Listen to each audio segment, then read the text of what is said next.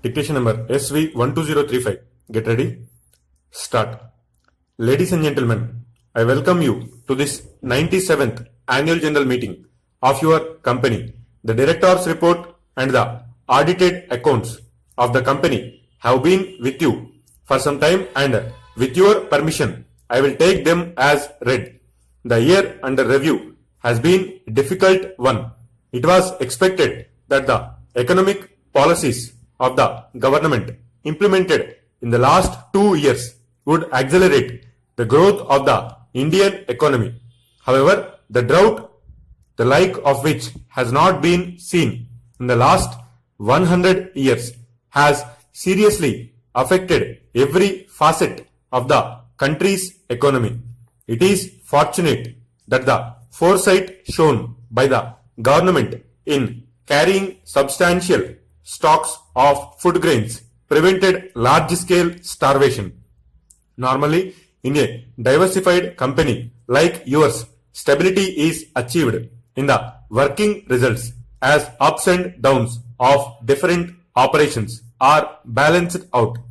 As a large number of your company's operations are related to agriculture, the overall results have been poor this year because of the drought. The worst affected was the fertilizer division. As a result of 3 successive weak monsoons, fertilizer consumption was below the expected level.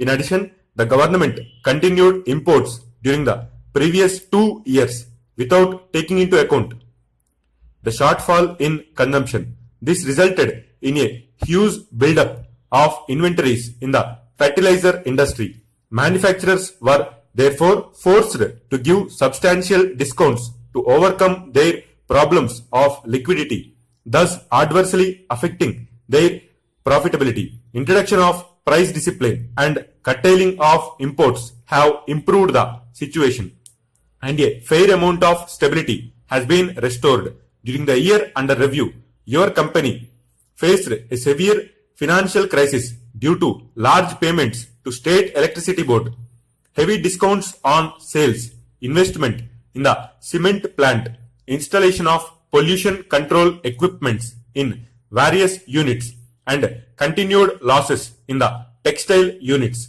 As a result of financial crisis continues to affect our current operations, it was hoped that the new textile policy of the government would provide some relief and facilitate the growth of the textile industry. But this expectation has been belied. The economic viability of the textile industry in the country, particularly the composite mills, continues to be poor. In the current year, there is a sharp increase in cotton prices, which is adding to the problem. The government continues to adopt policies that favor the synthetic fiber industry, which was further affected cotton textiles. Unless the government rectifies this situation in a more meaningful manner and provides encouragement and support to the cotton textile industry, the future of this industry will remain bleak. During the last several years, Delhi cloth mills has continually been in a loss. It has not been possible to stop this trend. A critical review of the textile operations is in progress to tackle the situation within a specified time. Meanwhile, the matter of closure of this unit is still pending in the court. Hence, I would not like to comment on it. However, I hope that the issue will be resolved soon in a manner that the interests of the workers and the company are safeguarded. The cement plant at Delhi went into commercial production during the year. I am glad to inform you that during the last 3 months, production has stabilized and capacity utilization has reached 90%, which is almost a record in the country. The product quality is excellent and it has been well received in the market. Similarly, the performance of 2 sugar units was satisfactory during the year. I would like at this stage to mention some other measures that have been initiated to ensure the company's future growth and profitability. A great deal of emphasis is being laid to strengthen financial management, human resources development, and corporate planning and development. The company has undertaken an exercise for identifying areas of corporate growth and resources in its existing operations. This perspective planning will enable the company to earmark financial and human resources to generate growth in the desired direction. An area already identified to generate additional resources is the disposal of assets that are not productive. For some time now, the company has been facing the problem of increasing costs under inflationary pressure and stagnant realizations. Various steps have been taken to control costs.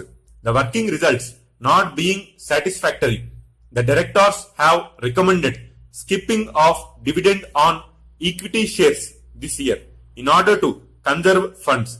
I am aware of the hardship this is going to cause to our valued shareholders and would request their cooperation.